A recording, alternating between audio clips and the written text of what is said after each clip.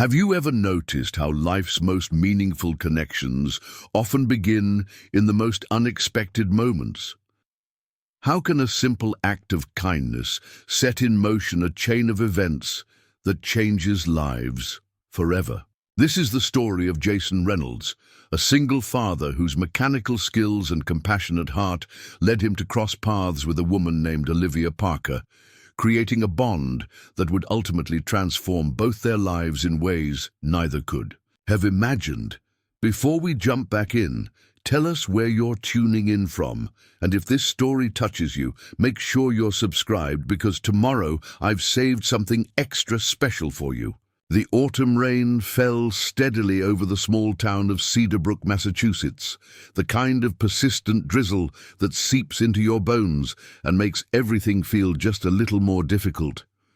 Jason Reynolds pulled his worn pickup truck into the parking lot of Riverside Apartments, the engine sputtering slightly before settling into silence. He checked his watch. 6:45 p.m. Still enough time to fix Mrs. Wilson's leaky faucet before heading home to make dinner for his daughter. At 38, Jason's life had settled into a predictable rhythm. 5 days a week at Mitchell's auto shop, where he worked as head mechanic, weekends spent either taking on handyman jobs around town or focusing on his 13-year-old daughter, Emma. 3 years had passed since cancer took his wife, Sarah, leaving him to navigate parenthood alone. The transition hadn't been easy, but they were managing. Emma was thriving in school, particularly in science, and Jason had slowly learned to cook meals that consisted of more than just mac and cheese. Jason grabbed his toolbox from the passenger seat and made his way toward the building entrance. As he approached, he noticed a woman in a wheelchair struggling at the bottom of the ramp leading to the front door.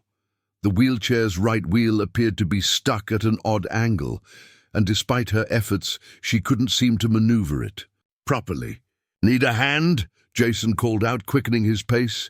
The woman looked up, raindrops clinging to her dark hair. Relief washed over her face. "Yes, please. Something's wrong with the wheel. It just started acting up on my way back from the pharmacy." Jason set down his toolbox and knelt beside the wheelchair. "I'm Jason," he said, extending his hand. "Olivia Parker," she replied, her handshake firm despite the evident frustration in her eyes. "I just moved in last week. Apartment 2B. Jason nodded and turned his attention to the problematic wheel. His trained eyes quickly assessed the situation. The axle's bent, and there's a bearing that's completely shot. "Probably happened when you hit that uneven part of the sidewalk." He pointed to a section of concrete that had been pushed up by tree roots. "Can it be fixed?" Olivia asked, brushing wet strands of hair from her face. "Absolutely," Jason replied. "But not in this rain. Let me help you inside and then we can figure out next steps." With careful maneuvering, Jason helped Olivia navigate the ramp and into the building's lobby. Once inside, he could see her more clearly. She was probably in her early 30s, with intelligent green eyes and an air of determined independence about her. Her right leg was in a complex brace, while her left appeared unaffected. "I live down the hall," Olivia explained, gesturing toward the corridor. 2B. "I know this building well," Jason said. "I do maintenance work for several tenants here. I was actually on my way to fix Mrs. Wilson's faucet in 3C. As they reached her apartment door, Olivia fished keys from her pocket and unlocked it. "I really appreciate your help. I've only been in town a week, and I don't know many people yet." "Happy to help," Jason replied. "Let me take a look at that wheel before I head upstairs." Olivia's apartment was modestly furnished but organized with careful attention to accessibility. Books lined the shelves, and a laptop sat open on a desk by the window.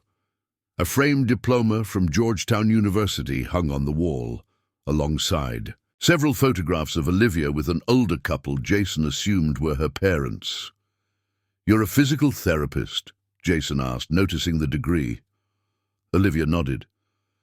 "Just started at Cedarbrook Medical Center last week. I specialized in pediatric rehabilitation," Jason smiled. "That's amazing work. My daughter Emma had some physical therapy after she broke her leg skiing last year. Those therapists worked magic. With practiced ease, Jason flipped the wheelchair onto its side and examined the damaged wheel more thoroughly. As I suspected, the axles bent and the bearings completely worn out. I can fix this, but I'll need parts. Is there somewhere in town that sells wheelchair parts? Olivia asked, settling onto the couch. Jason shook his head. Not specifically, but I might have something that'll work at my shop. I'm a mechanic at Mitchell's Auto during the day. I can't ask you to do that, Olivia protested. I'm sure I can call a medical supply company tomorrow. Which would probably take a week to get someone out here, Jason countered. Look, I have a backup wheelchair in my storage unit. My late wife used it during her cancer treatments. You're welcome to borrow it until I can fix yours. A look of understanding passed between them, the unspoken recognition of shared experience with hardship. Your wife, Olivia began softly. 3 years ago, Jason said, the words familiar now, worn smooth like river stones. Pancreatic cancer. It was quick, Olivia nodded. I'm sorry. Thank you, Jason replied, the standard response. Let me call my daughter to let her know I'll be a bit late. Then I'll run to my storage unit and grab that chair. While Jason made the call, Olivia shifted on the couch, her expression thoughtful. If you don't mind me asking, what happened to your leg? Jason inquired after ending his call. Car accident 2 years ago, Olivia explained. Drunk driver. Shattered. My right femur and caused nerve damage. The doctors weren't sure I'd walk again, but I've been proving them wrong, bit by bit. Some days are better than others. Hence the part-time wheelchair. Exactly. Some days I can manage with just the brace and a cane.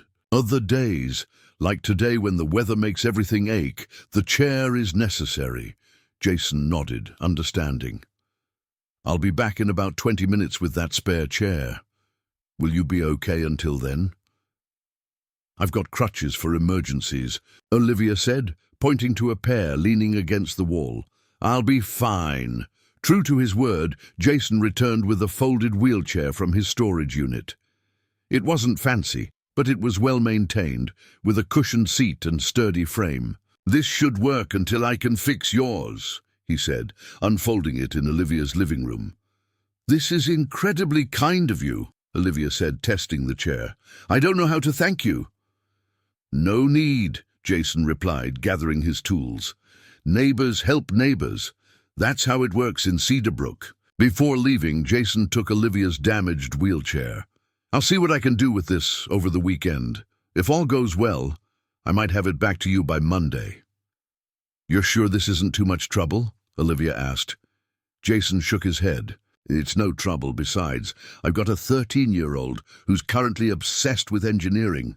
Emma will probably want to help. She loves figuring out how things work. As Jason headed up to Mrs. Wilson's apartment to fix her faucet, he couldn't help but feel that familiar spark of connection, the simple human bond formed when one person helps another. He hadn't felt that in a while, not since Sarah died. Most of his interactions these days revolved around Emma or work. There was something refreshing about meeting someone new, someone who didn't look at him with that mixture of pity and awkwardness that had become so familiar after Sarah's passing. The weekend passed quickly. As predicted, Emma was fascinated by the wheelchair repair project, asking questions about the mechanics and offering suggestions. By Sunday afternoon, they had replaced the damaged bearing, straightened the bent axle, and even given the entire chair a thorough cleaning. You think she'll like the new cushion? Emma asked, stepping back to admire their handiwork. They'd replaced the worn seat cushion with a new one Emma had helped pick out. I think she'll appreciate having her mobility back, Jason replied, ruffling his daughter's hair. Good job with the bearing replacement, by the way. You got a knack for mechanical work. Like father, like daughter, Emma grinned. Can I come with you when you return it? I want to meet her. Jason hesitated. Let me check with her first, okay? She might not be up for visitors. Monday evening, after work, Jason drove to Riverside Apartments with the repaired wheelchair in the bed of his truck. Emma had reluctantly agreed to stay home after extracting a promise that she could meet Olivia another time. When Olivia opened her door, her face lit up at the sight of the wheelchair. "You fixed it already? That was fast." "It wasn't too complicated," Jason said, wheeling it into her apartment. "Just needed some TLC and a new bearing. My daughter helped. She's got a better eye for detail than I do." Olivia ran her hand over the repaired wheel, testing its smoothness. "This looks better than new. The cushion is different." "Emma's idea," Jason explained. "She thought the old one looked uncomfortable." "She was right," Olivia admitted. "Please, thank her for me." She transferred from the borrowed chair to her own, testing the maneuverability. "This feels amazing." Preparing and narrating this story took us a lot of time, so if you are enjoying it, subscribe to our channel. It means a lot to us. Now back to the story. "I'm glad it works for you," Jason said, folding up his late wife's chair. "How are you settling into Cedarbrook?" "Still finding my way around," Olivia admitted. "The medical center is great, though. The kids I work with are incredible." Jason nodded, suddenly feeling awkward. His good deed was done, and he didn't have a reason to linger. "Well, I should get going. Emma's waiting for dinner."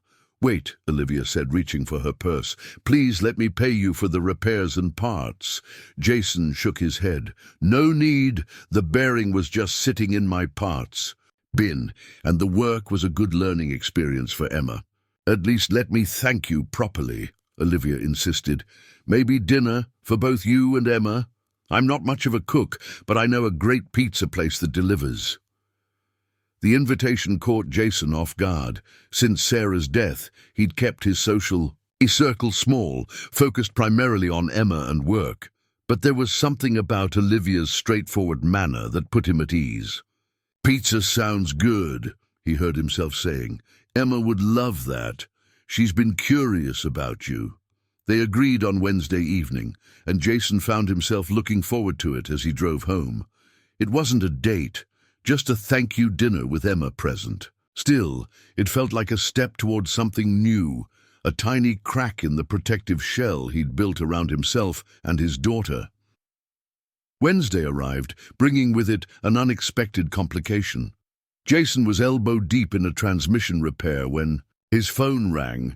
It was Emma's school. "Mr. Reynolds, this is Nurse Branson from Cedarbrook Middle School. Emma had an incident during gym class. She's okay, but she twisted her ankle pretty badly. The doctor recommends she stay off it for a few days." Jason immediately left work to pick up his daughter, finding her in the nurse's office with her right ankle wrapped and elevated. "Hey, kiddo, tough break," he said, kneeling beside her. "It's just a sprain," Emma said, trying to sound brave despite the pain evident in her eyes. "But I ruined pizza night." "We can reschedule," Jason assured her. "Olivia will understand." Once home, with Emma settled on the couch with ice on her ankle, Jason called Olivia to explain the situation. "I'm so sorry to hear about Emma," Olivia said. "Poor thing. Listen, why don't I bring the pizza to you? That way Emma doesn't have to move, and she still gets to have pizza night." Jason hesitated. Having Olivia in their home felt different somehow, more personal than meeting at her apartment. But Emma was looking at him expectantly, clearly hoping he'd say yes. "That would be great," he finally replied. "If you're sure it's not too much trouble." "No trouble at all," Olivia assured him. "Text me your address, and I'll be there around 6. When Olivia arrived, Jason was struck by how different she looked. Instead of the rain-soaked woman he'd first met, she stood at his door, supported by a sleek carbon fiber cane, her hair loose, around her shoulders, wearing jeans and a blue sweater that matched her eyes. She balanced 2 pizza boxes in her free hand. "You're walking today," Jason observed, taking the pizzas. "Good day," Olivia replied with a smile. "The barometric pressure is cooperating." Inside, Emma's face lit up at the sight of their visitor. "You're Olivia. Dad fixed your wheelchair." "He did," Olivia confirmed, settling into an armchair near Emma's couch. "And I heard you helped. Thank you for the new cushion. It's much more comfortable." Emma beamed. "I picked it out. Did you know wheelchair cushions are specifically designed to prevent pressure sores? I researched it online." "Smart girl," Olivia said. "That's exactly right. In my job as a physical therapist, I'm always talking to patients about proper seating and positioning." As they ate pizza, the conversation flowed naturally. Olivia asked Emma about school and her interests, seeming genuinely engaged when Emma enthusiastically described her science project on renewable energy. Jason, watching them interact, felt a warmth he hadn't experienced in a long time, the simple pleasure of adult conversation and shared laughter in his home.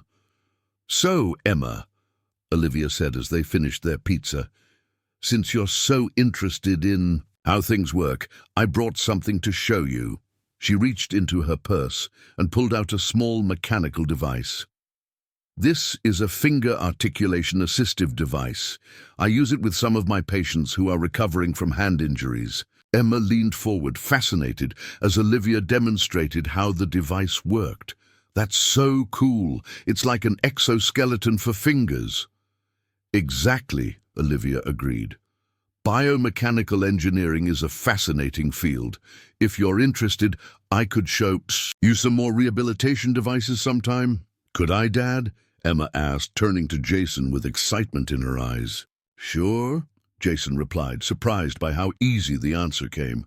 "Maybe when your ankle is better." As the evening wound down, Jason walked Olivia to her car, noticing how she navigated the steps with practiced ease despite the cane.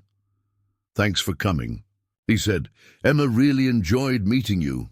"She's a remarkable kid," Olivia replied. "Smart and curious, a great combination." "She takes after her mother," Jason said, the words emerging before he could consider them. "Sarah was a science teacher, always encouraging Emma to ask questions." Olivia nodded, understanding in her eyes. "She sounds like she was an amazing woman." "She was," Jason agreed. Then, taking a deep breath, he added, "Would you like to come over again sometime? Maybe dinner that doesn't come in a cardboard box?" The question hung in the air between them, representing more than just a dinner invitation. It was an opening, a willingness to expand the small circle he'd drawn around himself and Emma. Olivia smiled, her eyes warm in the porch light. "I'd like that very much." As Jason watched her drive away, he felt something shifting inside him. A realization that helping fix Olivia's wheelchair might have been the first step in repairing something in himself as well. For the first time in 3 years, he was looking forward to a future that held more than just routine and responsibility. And somewhere in the back of his mind, he wondered what Sarah would think. Somehow, he knew she'd approve. Little did Jason know that this was just the beginning of an unexpected journey, one that would soon involve Olivia's father and a medical breakthrough that would change everything. But that evening, as he went back inside to his daughter, all he knew was that something important had begun, something that felt like the first fragile shoots of new growth after a long, cold winter. The next few weeks brought a gentle shift to Jason and Emma's routine. What began as occasional dinners with Olivia evolved into weekend outings. A farmer's market visit where Jason taught Olivia about selecting the perfect tomatoes. A community theatre production where they sat with Emma between them. And even a Sunday afternoon at the lake where Olivia demonstrated remarkable upper body strength during their canoe expedition. October slipped into November, the New England landscape transforming into a canvas of crimson and gold. Jason found himself looking forward to Olivia's texts throughout his workday at Mitchell's auto shop. She would send him updates about her pediatric patients, never breaking confidentiality, but sharing small victories that brightened his day. He discovered she had a talent for making him laugh, with her observations about hospital politics and the peculiarities of Cedar Brook's small-town quirks. "Earth to Jason," said Mickey, his co-worker, waving a wrench in front of his face. "That carburetor isn't going to rebuild itself while you smile at your phone." Jason pocketed his phone, feeling heat rise to his face. "Just checking messages from Emma." "Sure," Mickey said with a knowing grin. "That's why you're blushing like a teenager. We all know about the lady physical therapist. Half the town's talking about how Reynolds is finally back in the game." Jason focused on the disassembled carburetor before him. "It's not like that. We're friends. Friends who've had dinner together 6 times in the past month," Mickey countered. "Look, man, it's good to see you living again. Sarah would have wanted that." Before Jason could respond, the shop phone rang. Mickey answered it, then held it out. "For you. Emma's school." Jason's heart rate quickened as he took the receiver. School calls during work hours were never good news. "Mr. Reynolds? This is Mrs. Kowalski from the science department. Emma's perfectly fine," the teacher added quickly, sensing his concern. "Actually, that's why I'm calling. Your daughter's science project on adaptive technologies was selected for the regional STEM competition. Next month." Relief flooded through Jason, followed by pride. "That's fantastic news." "She's been working incredibly hard on her project," Mrs. Kowalski continued. "The models she's created of adaptive mobility devices are quite sophisticated for her age. She mentioned she's had help from a physical therapist, Olivia Parker," Jason confirmed. "She's been mentoring Emma on the medical aspects. Well, it's paid off. The competition is December 12th at Springfield Technical College. Emma will have 10 minutes to present her project to the judges, followed by a Q&A session. After thanking the teacher and ending the call, Jason immediately texted Olivia with the good news. Her reply came seconds later. "That's incredible. Celebration dinner tonight? I'm cooking this time." That evening, Jason and Emma arrived at Olivia's apartment with a bouquet of flowers and a small gift bag. Emma bounced with excitement as they walked down the hallway. "Do you think she'll like it?" Emma asked, clutching the gift bag. "She'll love it," Jason assured her. When Olivia opened the door, she was standing on her own 2 feet, using only a slim ankle brace for support. A good day for mobility. The apartment was filled with the aroma of garlic and herbs. "Congratulations." "Science superstar," Olivia exclaimed, hugging Emma. "I knew your project would impress them." Emma thrust the gift bag forward. "We got you something to say thanks for helping me." Olivia unwrapped the tissue paper to reveal a mug with "World's Best Science Mentor" painted in Emma's careful handwriting. Her eyes grew misty as she examined it. "Emma made it at the ceramic studio downtown," Jason explained. "It's perfect," Olivia said, hugging Emma again. "I'll use it every morning." During dinner, a delicious pasta dish that proved Olivia had underplayed her cooking skills. Emma dominated the conversation with details about the competition and her project plans.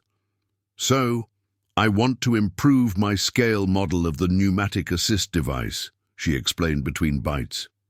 "The judges will want to see practical applications. What if you show how it could be adapted for different mobility challenges?" Olivia suggested. "I could introduce you to some of my patients who might share their experiences." Emma's eyes widened. "Really? That would be amazing." Later, after Emma had retreated to the living room to watch TV, Jason helped Olivia clear the dishes. Their hands brushed as he passed her a plate, sending a small jolt through him that he tried to ignore. "Thank you," he said quietly, "for everything you've done for Emma. Since Sarah died, she hasn't had many female influences in her life." Olivia dried her hands on a towel. "She's an extraordinary kid, Jason. Smart, compassionate. You've done an incredible job raising her." I'm trying, he admitted. Some days I worry it's not enough. It is, Olivia assured him. Then, hesitating slightly, she added, Actually, there's something I wanted to talk to you about. My father's coming to visit next week. Jason nodded, waiting for her to continue. Dr. Robert Parker, she clarified. He's the head of neurosurgery at Johns Hopkins. He's also leading a clinical trial for a new neural interface technology that might help people with spinal cord and nerve damage regain mobility. That sounds groundbreaking, Jason said. It is. And Olivia took a deep breath. I'm a candidate for the trial. That's partly why he's coming. To evaluate me in person and discuss the procedure. Jason felt his heart constrict. Surgery? Olivia nodded. Minimally invasive, but yes, they would implant a small device near the damaged nerve pathways in my leg. It creates a bypass of sorts, allowing signals to reach muscles that are currently cut off. And it works? Jason asked, trying to keep the worry from his voice. The preliminary results are promising, she replied. Dad wouldn't suggest it if he didn't believe in it. He's bringing Dr. Lin Chen with him. She's the biomedical engineer who designed the interface. Jason leaned against the counter, processing this information. The idea of Olivia undergoing surgery, even minimally invasive, stirred up memories of hospital vigils during Sarah's illness. When would this happen? He asked. If I qualify and decide to go forward, probably after the new year at Johns Hopkins. She searched his face. I wanted you to know because you and Emma have become important to me. The admission hung in the air between them, charged with unspoken implications. Would you like to meet my father while he's here? Olivia asked. Maybe dinner next Thursday? Emma too, of course. We'd like that, Jason replied, realizing he meant it despite his concerns. The following Thursday brought a light dusting of early December snow to Cedarbrook. Jason found himself unusually nervous as he and Emma drove to Morgenstern's, the nicest restaurant in town. He'd traded his usual flannel for a pressed button-down shirt, and Emma wore the dress they normally reserved for school concerts. Doom. I look okay? Emma asked, fiddling with her headband. You look beautiful, Jason assured her. And remember, Dr. Parker is just a regular person who happens to be a brain surgeon. And Olivia's dad, Emma added. Do you think he'll like us? The question caught Jason off guard. Why wouldn't he? Emma shrugged. Because you and Olivia are, you know. We're friends, Jason said carefully. Dad, Emma said with the exasperated tone only a 13-year-old could perfect. I'm not a little kid. You look at Olivia the way Tommy Carter looks at Zoe in my class. It's obvious. Before Jason could formulate a response, they arrived at the restaurant. Olivia was waiting in the lobby, wearing a burgundy dress that complemented her dark hair, which was styled in elegant waves. Beside her stood a distinguished man in his 60s with silver hair and Olivia's same green eyes, and an Asian woman approximately the same age with short black hair streaked with silver. Jason, Emma, Olivia greeted them warmly. I'd like you to meet my father, Dr. Robert Parker, and his colleague, Dr. Lin Chen. Dr. Parker extended his hand, his grip firm. Olivia has told me a great deal about both of you, particularly your mechanical abilities, Mr. Reynolds. Jason, please, he replied, and it's nothing special, just years of tinkering with engines. Don't underestimate skilled hands, Dr. Parker said. Lynn and I may be specialists in neurosurgery and biomedical engineering, but we still need talented technicians to bring our designs to life. Dr. Chen smiled warmly at Emma. And I hear you're quite the engineer yourself, young lady. Olivia mentioned your project on adaptive technologies. Emma straightened, clearly thrilled to be addressed as a peer by an actual scientist. Yes, ma'am. I'm working on scale models of mobility assistance devices with pneumatic controls. Fascinating, Dr. Chen replied. I'd love to hear more about your design process during dinner. Once seated at their table, Jason was surprised by how easily the conversation flowed. Dr. Parker was more approachable than he'd expected, displaying the same dry wit as his daughter. Dr. Chen spoke passionately about her work, explaining complex biomedical concepts in terms Emma could understand without talking down to her. The neural interface is essentially a translator, Dr. Chen explained, sketching on a napkin. When injury interrupts the body's electrical pathways, the device creates an alternate route for signals to travel. Like a detour around a broken bridge, Emma suggested. Precisely, Dr. Chen beamed. You have an excellent grasp of conceptual thinking. Throughout dinner, Jason couldn't help noticing the way Dr. Parker observed him, assessing, evaluating. It wasn't hostile, merely thorough, as if he were gathering data for a diagnosis. Occasionally, he caught Olivia giving her father pointed looks, which Dr. Parker acknowledged with subtle nods. When dessert arrived, Dr. Parker cleared his throat. Olivia tells me you're quite handy with that wheelchair of hers. Dad? Olivia warned. Just making conversation, Dr. Parker replied innocently.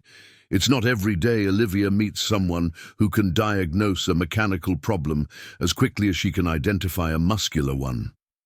The axle was bent, Jason explained. Simple fix. Really? Simplicity is often elegant, Dr. Chen interjected. Our most effective medical innovations are those that embrace simplicity while solving complex problems. After dinner, as they stood in the restaurant's entryway preparing to depart, Dr. Parker pulled Jason aside. I'll be direct, Mr. Reynolds, he said quietly. My daughter has excellent judgment regarding character. She's spoken highly of you and your daughter. We think highly of her too, Jason replied. I understand you lost your wife, Dr. Parker continued. I lost my Elaine, Olivia's mother, 15 years ago. Pancreatic cancer. Jason felt a jolt of recognition. Same as Sarah, Dr. Parker nodded, understanding passing between them. Then, you know the road. It doesn't get easier precisely, but one learns to navigate the terrain. Yes, Jason agreed. That's exactly it. Olivia was devastated by the accident, Dr. Parker continued. Not just physically. She'd always been intensely active. Hiking, swimming, rock climbing. The limitations hit her hard psychologically. She doesn't seem limited to me, Jason said honestly. She adapts, finds ways around obstacles. A smile crossed Dr. Parker's face. That sounds like my daughter. He glanced toward where Olivia stood chatting with Emma and Dr. Chen. The neural interface could change everything for her. Nearly full mobility restored, minimal pain. But the procedure carries risks, as all surgeries do. Is it worth it? Jason asked. Medically speaking, yes. The potential benefits outweigh the risks, Dr. Parker replied. But as her father, I worry. I've always worried. He paused, seeming to choose his next words carefully. Olivia values your opinion, Jason, more than you might realize. Before Jason could respond, Olivia approached. Are you interrogating him, Dad? She asked lightly, though her eyes held concern. Just getting acquainted, Dr. Parker assured her. Jason was telling me about his auto shop. Later that night, after dropping Emma at home with a trusted babysitter, Jason drove Olivia back to her apartment. The car was quiet, both processing the evening's events. Your father is impressive, Jason finally said. Not at all what I expected. What did you expect? Someone more intimidating, I guess. He has a warmth to him. Olivia smiled. He saves the intimidation for the operating room. What did you think of Dr. Chen? Brilliant, Jason replied. Emma was starstruck. I think you've just cemented her future career path in biomedical engineering. Dad and Lynn are staying through. The weekend, Olivia said. They want to run some tests, preliminary assessments for the trial. She hesitated. Would you come with me on Saturday? To the medical center? Emma too, if she wants. The request surprised him. Are you sure? It seems like a family thing. You and Emma are... She paused, searching for the right words. You've become important to me, Jason. I'd like you there. Saturday morning found them at Cedarbrook Medical Center. Dr. Parker and Dr. Chen had commandeered one of the rehabilitation suites, transforming it into a temporary assessment lab. Various pieces of equipment had been shipped ahead, including a treadmill with pressure sensors and a computer system that tracked gait patterns. Emma watched, fascinated, as Dr. Chen fitted Olivia with sensors along her legs and lower back. Dr. Parker explained each step of the evaluation process to Jason, his manner professional yet understandable. The neural interface works with the body's existing electrical system, he explained. What we're measuring today is the precise nature of Olivia's nerve damage, where signals are being blocked and what pathways might be utilized by the interface. As the testing progressed, Jason observed how Olivia pushed through discomfort, determination evident in her expression. Emma sat beside him, asking occasional questions that impressed both doctors with their insight. Your daughter has a future in medicine if she wants it, Dr. Parker commented during a break. Those questions about neural plasticity were spot on. The evaluation continued throughout the morning. By early afternoon, Dr. Parker and Dr. Chen had gathered their data and were huddled over computer screens, analyzing results. Olivia sat on an examination table, massaging her right leg. Jason approached, offering her a bottle of water. How are you feeling? He asked. Tired, she admitted, but I'm hopeful. Dad seems pleased with the readings. As if on cue, Dr. Parker approached, tablet in hand. His expression was carefully neutral, but his eyes held excitement. The results are promising, he announced. Olivia, your nerve pathways show excellent potential for interfacing with our device. The damage is significant but localized, which makes you an ideal candidate. So I qualify? Olivia asked, her voice steady despite the emotion evident in her eyes. You more than qualify, Dr. Parker confirmed. Lynn is already customizing the interface parameters based on your specific readings. Dr. Chen joined them, her expression animated. Your neural response patterns are excellent, Olivia. The interface should establish connections with minimal adaptation period. What exactly does that mean? Jason asked. It means, Dr. Parker explained, that if Olivia decides to proceed, she could potentially walk without assistance within months of the procedure rather than the year or more we initially projected. The room fell silent as the implications sank in. Olivia gripped the edge of the examination table, knuckles white. When? She asked simply. We can schedule the procedure for January 15th, Dr. Parker replied.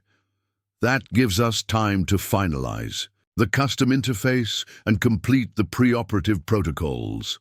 January 15th, Olivia repeated, the date hanging in the air like a promise. Later, as they left the medical center, snow began falling, large, lazy flakes that melted upon contact with the pavement. Emma ran ahead, attempting to catch snowflakes on her tongue. Are you going to do it? Jason asked quietly. Olivia watched Emma's joyful dance through the falling snow, her expression contemplative. I think I am, she said finally.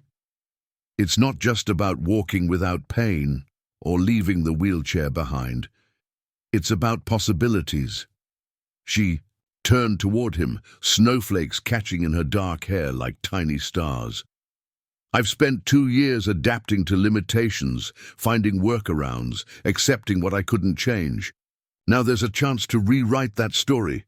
Jason nodded, understanding the magnitude of the decision. It's your choice. Whatever you decide, Emma and I will be there. Olivia's hand found his fingers interlacing. That means more than you know. As they stood there, snow falling around them, Jason felt something shifting, the future rearranging itself into new configurations of possibility. Whatever came next, they would face it together. What Jason didn't yet realize was how deeply His own mechanical skills would soon become intertwined with Dr. Parker's medical breakthrough, or how his life and Olivia's were about to change in ways neither could have imagined. The weeks leading up to Christmas transformed Cedarbrook into a postcard-perfect New England town. Storefronts along Main Street glowed with string lights, and the town square boasted a towering spruce decorated by local schoolchildren. For Jason, the holiday season had been difficult since Sarah's passing, but this year felt different. There was a lightness to his steps as he and Emma selected ornaments for their tree, a sense of anticipation that extended beyond Christmas morning.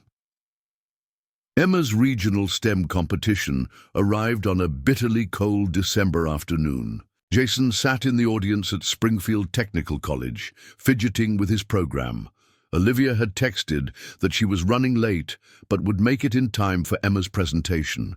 True to her word, just as Emma's name was called, Olivia slipped into the seat beside him, slightly breathless from hurrying. "Traffic was awful," she whispered, unwinding her scarf. "Did I miss anything?" "Just the introductions," Jason replied, relief evident in his voice. "She's been asking if you'd made it yet." On stage, Emma stood confidently beside her display, a comprehensive presentation on adaptive mobility technologies with working-scale models. Jason recognized influences from Olivia's medical expertise, blended with his own mechanical sensibilities in Emma's designs. She spoke clearly, her hands steady, as she demonstrated the pneumatic control system she'd developed. The primary challenge for adaptive technologies, Emma explained to the judges, is creating devices that respond intuitively to the user's intentions while accommodating their specific mobility limitations. One judge, a woman with steel-grey hair and sharp eyes, leaned forward. "Miss Reynolds, your bibliography mentions consultations with physical therapy professionals. Could you elaborate on how those informed your design process?" Emma didn't hesitate. "My primary consultant was Dr. Olivia Parker from Cedarbrook Medical Center. She helped me understand how different neuromuscular conditions affect mobility, which informed the adaptive controls. I also interviewed 3 of her patients with varying mobility challenges to ensure my designs addressed real-world needs." The professional manner in which Emma cited her sources made Jason's chest swell with pride. Beside him, Olivia beamed, her eyes bright with emotion. When the judges announced the winners 2 hours later, Emma's name was called for second place, an extraordinary achievement for a 7th grader competing against high school students. "Second place!" Olivia exclaimed as they celebrated at Emma's favorite diner afterward. "That's phenomenal, Emma!" Emma clutched her certificate, eyes still wide with excitement. Dr. Chen's letter really helped.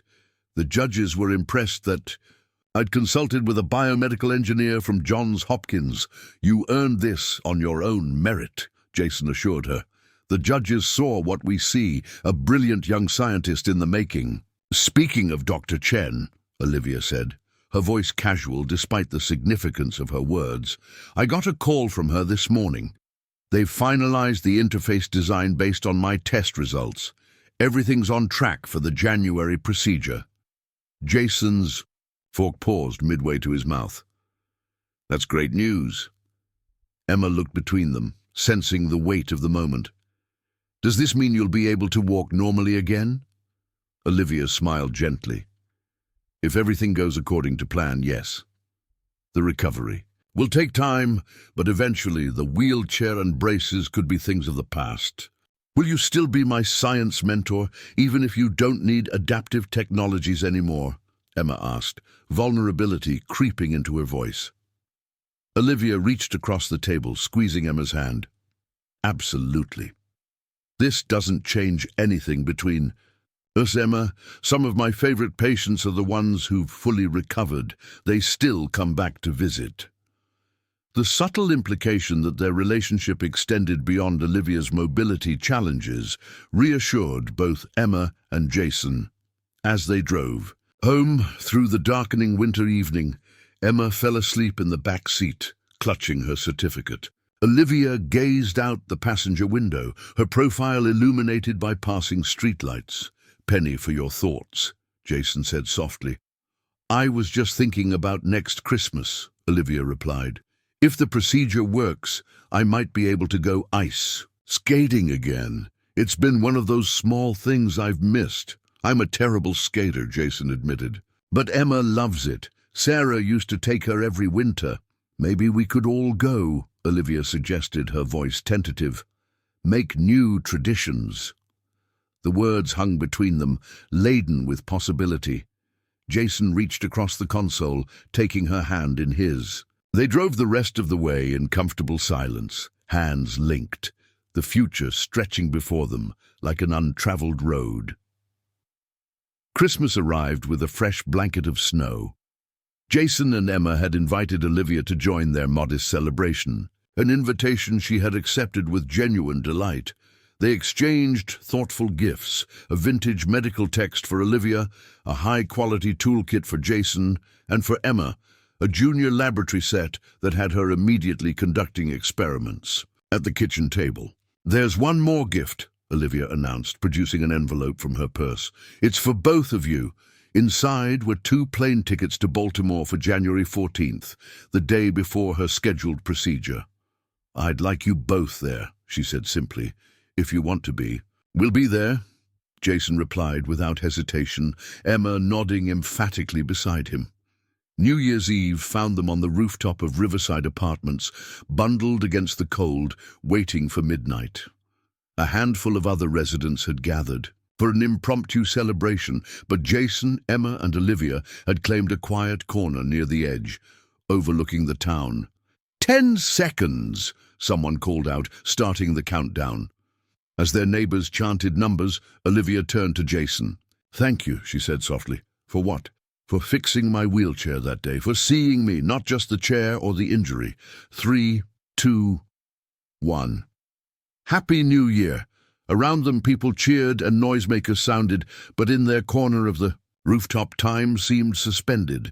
Jason leaned forward, his lips meeting Olivia's in a gentle kiss that held both a culmination and a beginning. When they parted, Emma was watching them with a satisfied smile that suggested this development was both expected and approved.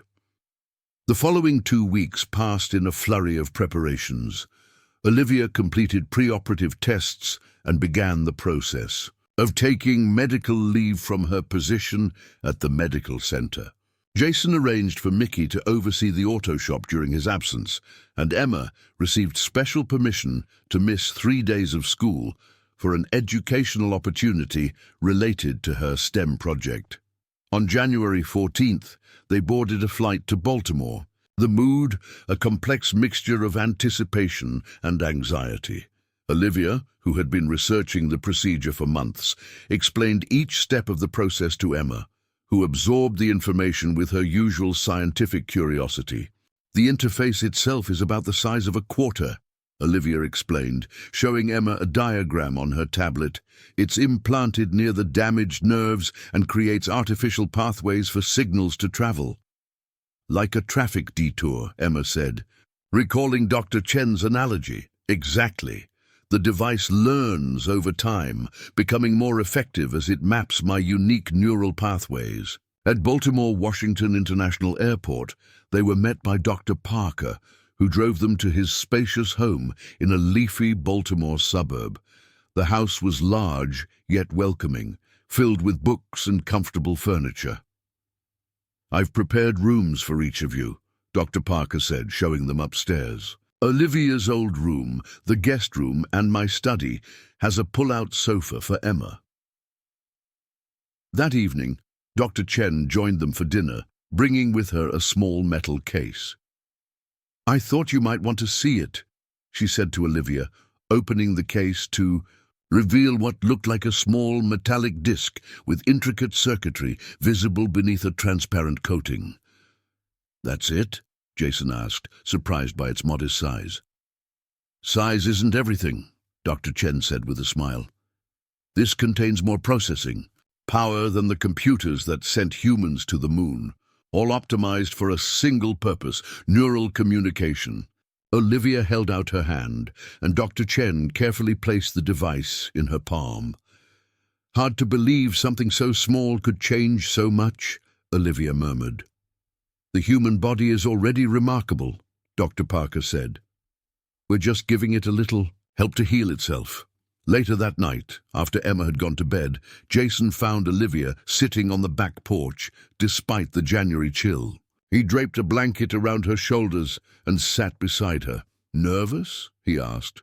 "Terrified," she admitted, "but not about the surgery itself. I trust Dad and Lynn. It's what comes after that scares me." "The recovery?" Olivia shook her head. "Living without limitations. I've built my identity around overcoming obstacles for so long. What happens when those obstacles disappear?" Jason considered this. "You're more than your challenges, Olivia. Your compassion, your intelligence, your terrible taste in movies." This earned him a playful swat. "Those things won't change." She leaned against him, her head on his shoulder. "Promise you won't look at me differently. If it works." "I promise," he said, kissing the top of her head. "Though I might suggest more hiking trips." The morning of the surgery dawned clear and cold. At Johns Hopkins Hospital, Olivia was admitted and prepared for the procedure, while Jason and Emma waited with Dr. Parker in a private consultation room. "The operation will take approximately 4 hours," Dr. Parker explained.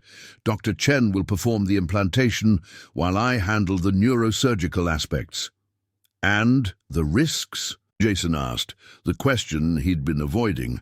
Dr. Parker's expression remained professionally neutral. "As with any surgery, there are risks: infection, adverse reaction to anesthesia. The specific risks with this procedure include potential damage to surrounding nerve tissue, though our precision tools minimize that possibility."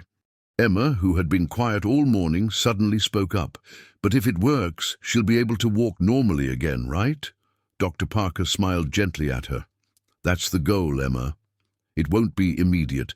Olivia will need rehabilitation to strengthen muscles that haven't been fully utilized in years. But yes, with time and hard work, she should regain nearly complete mobility."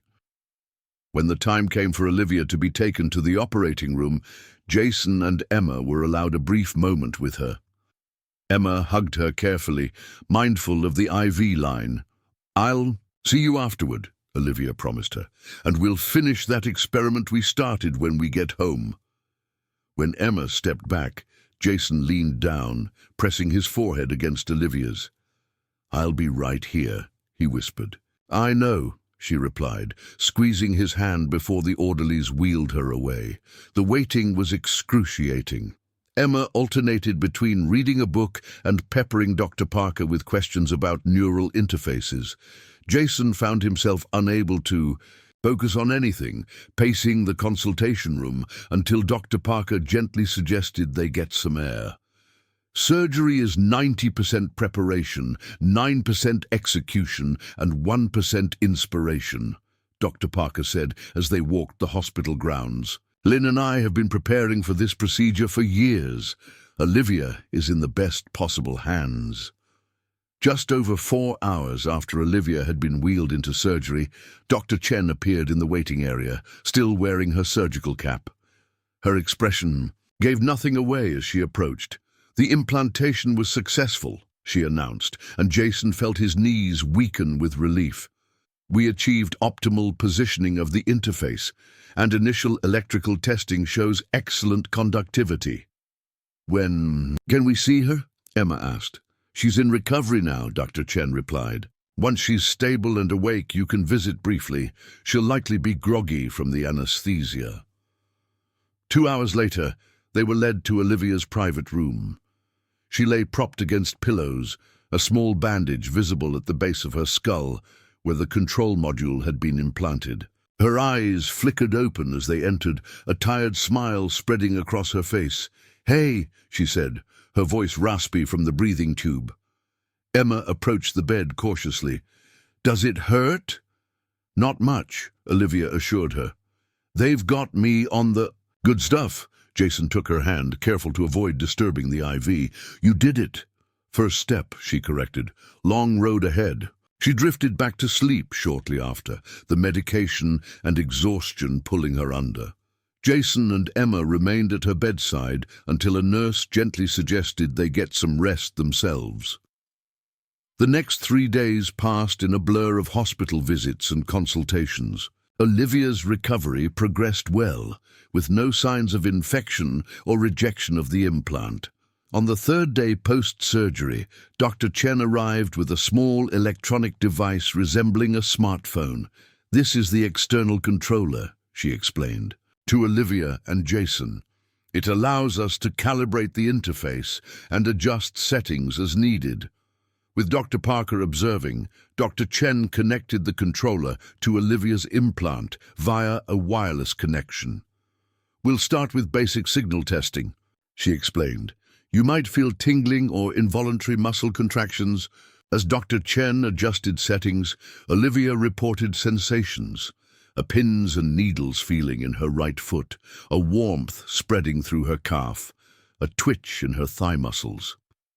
Emma watched in fascination, recording observations in a notebook with Dr. Parker's encouragement. The neural pathways are responding beautifully, Dr. Chen announced after an hour of testing. I'm detecting signal flow across previously blocked nodes. When can we try actual movement? Olivia asked. Tomorrow, Dr. Parker replied. Let's give the implant tonight to integrate with your system.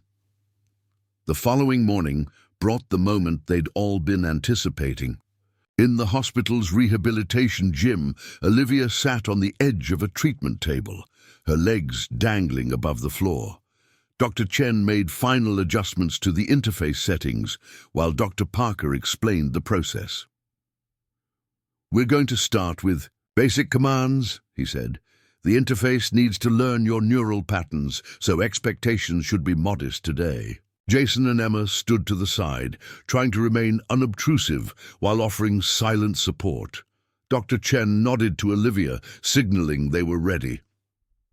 All right, Olivia, Dr. Parker said. When you're ready, I want you to focus on lifting your right foot, just at the ankle. Olivia closed her eyes, concentration evident in her furrowed brow. For several seconds, nothing happened. Then, almost imperceptibly at first, her right foot began to lift, the toes pointing upward in a controlled dorsiflexion. The movement was small but unmistakable, and entirely different from the jerky, unreliable movements she'd managed before. Emma gasped softly, and Jason felt his throat tighten with emotion. Olivia opened her eyes, looking down at her foot in wonder. I felt it, she whispered. Not just the movement, but the connection, like a circuit completing. Over the next hour, they progressed through simple movements, ankle rotations, knee flexion, isolated toe movements. Each success was celebrated, each limitation noted for future calibration. By the end of the session, Olivia was able to perform basic leg movements with a degree of control she hadn't experienced since the accident. This is just the beginning, Dr. Chen cautioned as they concluded. The interface is learning, adapting to your specific neural patterns. Each session will improve the connection. When can I try standing? Olivia asked. Dr. Parker and Dr. Chen exchanged glances. Let's take it step by step, Dr. Parker replied. The neural connections are promising, but your muscles need time to strengthen. Later that afternoon, as Dr. Parker and Dr. Chen reviewed data from the morning session, Jason found Olivia sitting by the window of her hospital room, gazing out at the Baltimore skyline. You're quiet, he observed, pulling a chair beside her. Just processing, she replied. It's overwhelming, feeling something I thought was lost forever. Jason took her hand, running his thumb over her knuckles. You've been through a lot. We all have, she said, turning to face him. Jason, I need to ask you something, and I want you to be completely honest. Always. She took a deep breath. If this works, if I can walk again without assistance, does that change how you see me? The question caught him off guard. "What do you mean?" "You met me as someone who needed help," she explained. "You fixed my wheelchair, saw me navigate limitations. What if I'm not that person anymore?" Jason considered his answer carefully. "When I first met you, I saw a woman with a broken wheelchair who handled the situation with grace and humor. Yes, I noticed the wheelchair, but what stayed with me was your resilience. That doesn't change whether you're walking or wheeling." He shifted, taking both her hands in his. "Olivia, I'm falling in love with you. Not your mobility challenges, not your triumphs over them, just you. The person who mentors my daughter, who makes terrible puns, who challenges me to be better." Tears glistened in Olivia's eyes. "I'm falling in love with you too," she admitted, "and it scares me how much I want this to work. Not just the procedure, but us." "Then we'll make it work," Jason said simply. "One step at a time." The next week brought steady progress. Olivia was discharged from the hospital, but remained in Baltimore for daily rehabilitation sessions. Under Dr. Chen's guidance, the interface was fine-tuned to respond more intuitively to Olivia's neural signals. Dr. Parker worked with physical therapists to develop a customized rehabilitation program that maximized the interface's capabilities. While rebuilding muscle strength, Jason and Emma returned to Cedarbrook after the first week, reluctantly acknowledging the demands of work and school. They called Olivia every evening, Emma eagerly soliciting updates on each milestone achieved. 3 weeks after the surgery, Jason's phone rang late one evening. Olivia's face appeared on the screen, her expression a mixture of excitement and nervousness. "Can you do a video call?" she asked. "There's something I want to show you and Emma." Jason called Emma from her room, and they huddled around the phone. Olivia appeared, sitting in what looked like her father's living room. "Ready?" she asked. "For what?" Emma replied, practically bouncing with anticipation. Olivia propped the phone on something that gave them a wider view of the room. Then, slowly, she rose from her chair, standing without support. With deliberate concentration, she took one step forward, then another and another, 6 steps in total, unassisted by cane, brace, or human support. The movements weren't perfect. There was a slight hesitation between steps, a carefulness to her gait, but the achievement was monumental. Olivia's face shone with a mixture of triumph and disbelief as she carefully turned and returned to her chair. "I did it," she said, a little breathless. Emma whooped with joy, clapping her hands, while Jason found himself momentarily speechless, his eyes misty. "That's incredible," he finally managed. "Dad and Lynn say I'm progressing faster than they expected," Olivia explained. "The interface is adapting beautifully. They want me to continue rehabilitation here for another 2 weeks, but then..." "Then," Jason prompted. Olivia's smile widened. "Then I'm coming home to Cedarbrook, to you both." The declaration felt momentous, not just the promise of her return, but the clear implication that Cedarbrook, and by extension Jason and Emma, had become home. As they talked about rehabilitation milestones and return dates, Jason found himself planning for a future that suddenly seemed filled with boundless possibilities. What none of them could have anticipated, however, was the unexpected role Jason's mechanical expertise would soon play in the next phase of Olivia's recovery, a development that would draw him directly into Dr. Parker and Dr. Chen's groundbreaking work and challenge. Everything they thought they knew about the boundaries between medicine and mechanics. February in Cedarbrook brought alternating cycles of snow and thaw, transforming the town into a landscape of crystalline beauty, followed by muddy slush.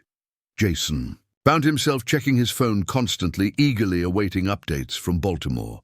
Each day brought new progress reports. Olivia walking longer distances, navigating stairs with growing confidence, reducing her dependence on support devices. At Mitchell's auto shop, Jason's distraction became a source of good-natured ribbing from his co-workers. "Earth to Reynolds, Mickey called, snapping his fingers in front of Jason's face.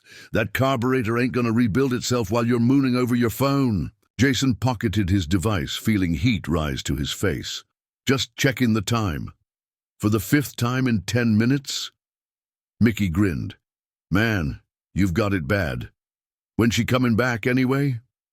"Next Tuesday," Jason replied, unable to keep the anticipation from his voice. "Her dad and Dr. Chen are coming too, to oversee the transition to local physical therapy.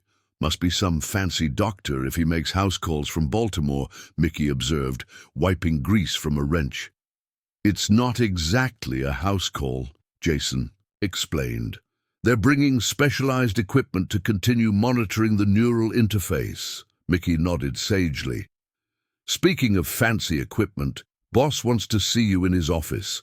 Something about a special project." Curious, Jason made his way to the small office at the back of the shop, where Frank Mitchell, the 60-something owner of Mitchell's Auto, sat surrounded by invoices and parts catalogs.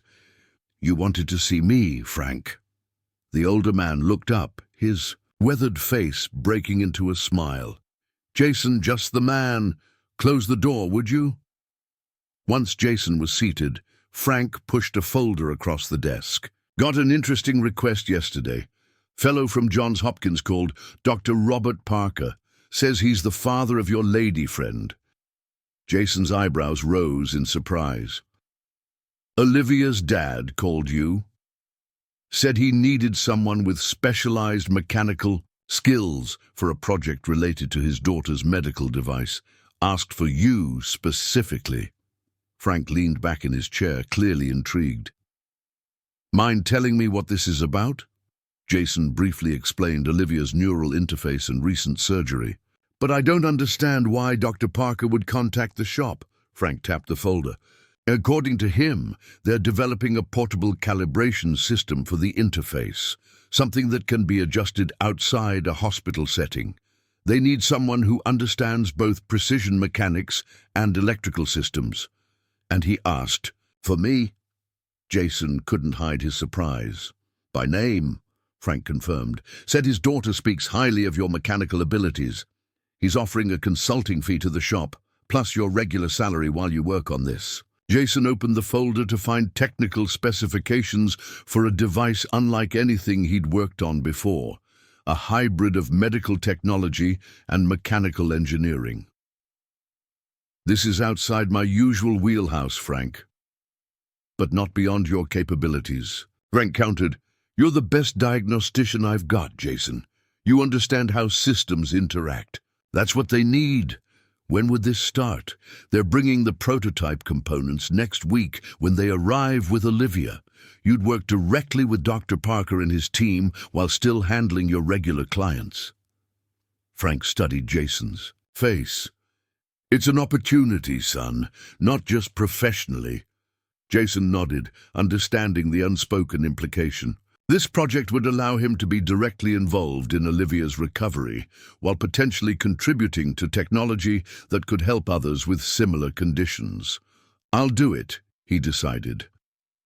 The following Tuesday arrived with clear skies and a palpable sense of anticipation. Jason had spent the weekend preparing the apartment, cleaning, rearranging furniture to accommodate easier mobility, and following a detailed list of suggestions from Dr. Parker regarding adaptive equipment. Emma had insisted on making welcome home signs, hanging them throughout the apartment with meticulous care. "Do you think she'll like the bathroom setup?" Emma asked, adjusting the shower chair they'd installed. "It doesn't look too medical, does it?" "It looks thoughtful," Jason assured her. "Besides, she may only need it temporarily as she continues to improve." The sound of a car pulling into the apartment complex's parking lot sent them both to the window.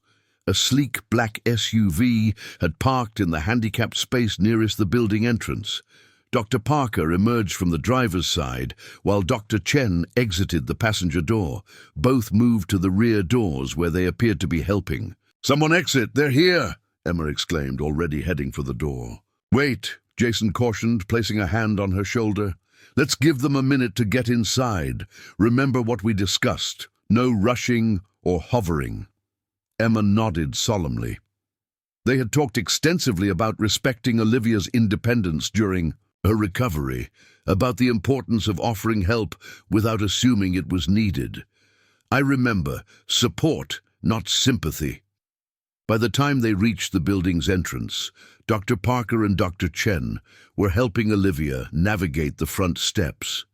She moved slowly but steadily, using a single forearm crutch for support rather than the wheelchair or full braces she'd relied on before.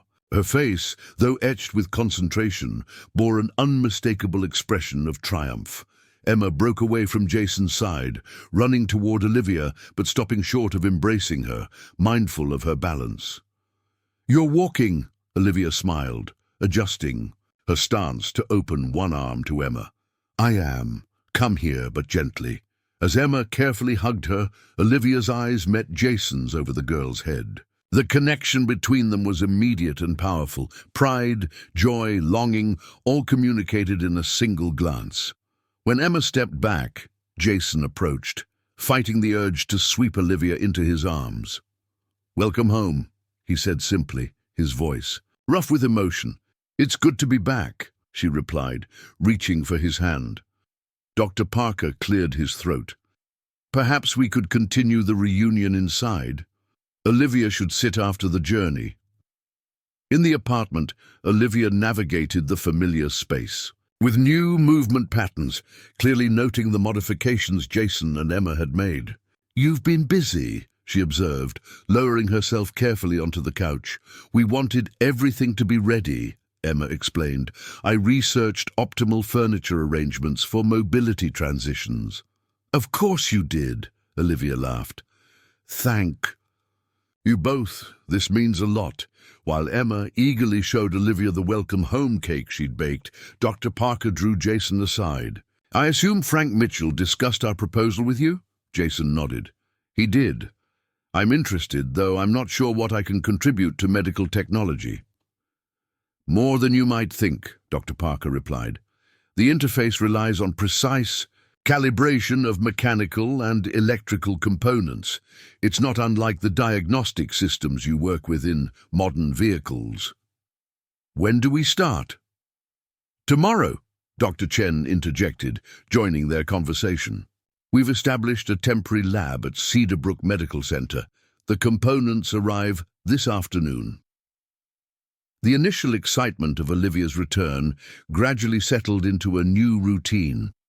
Mornings found her at the medical center for physical therapy, her sessions often followed by calibration of the neural interface under Dr. Chen's supervision. Afternoons were devoted to rest and gradually resuming her professional responsibilities through remote consultations with patients.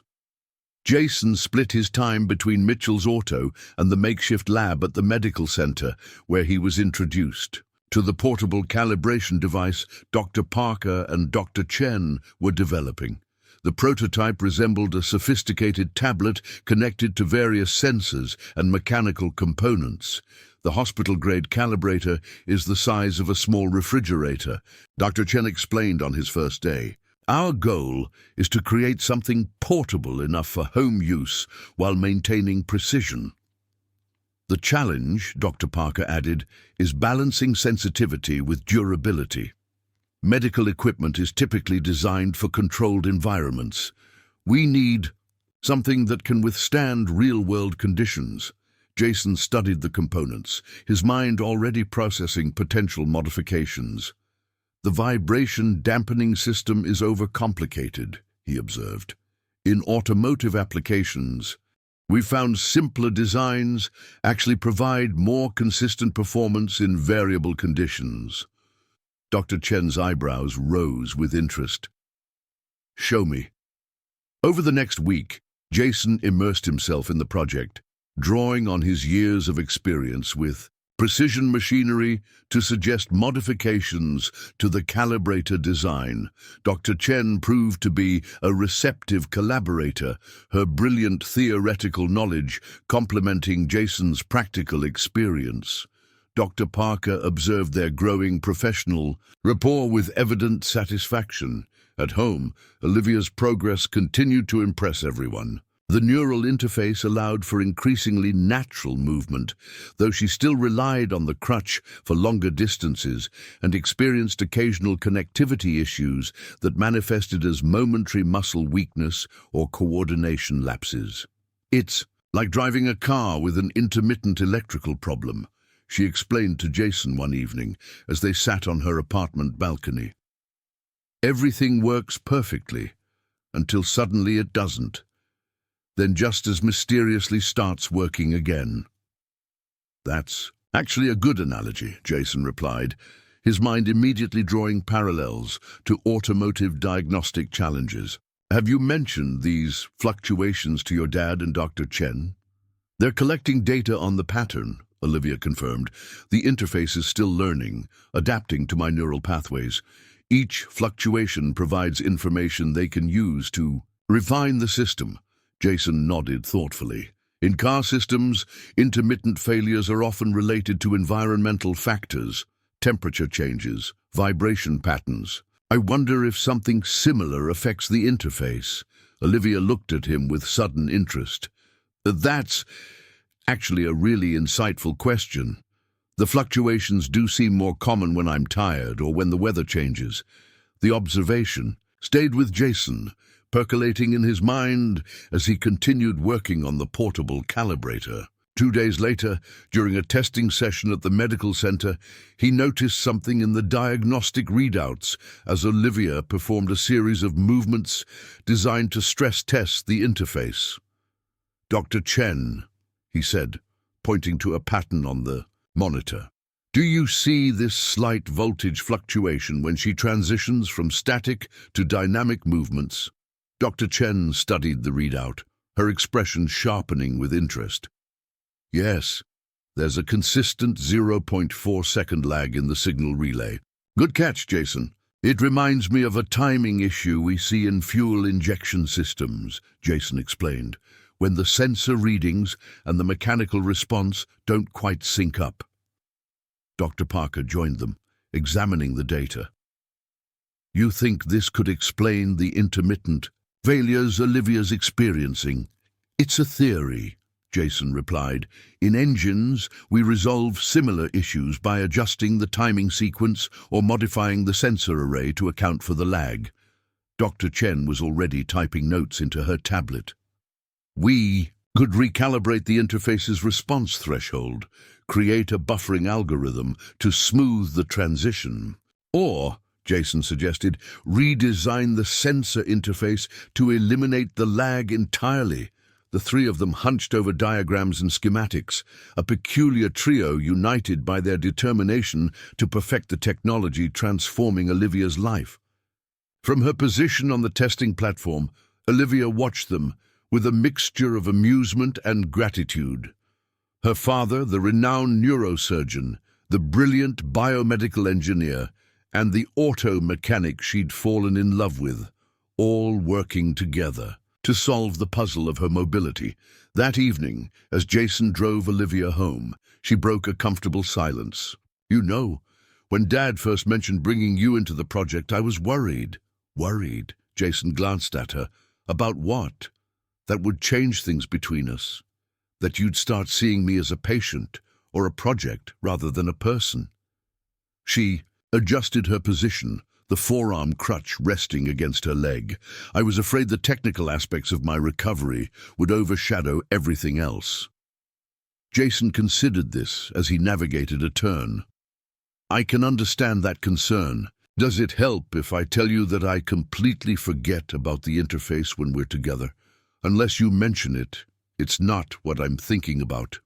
"What are you thinking about?" she asked, a smile playing at the corners of her mouth.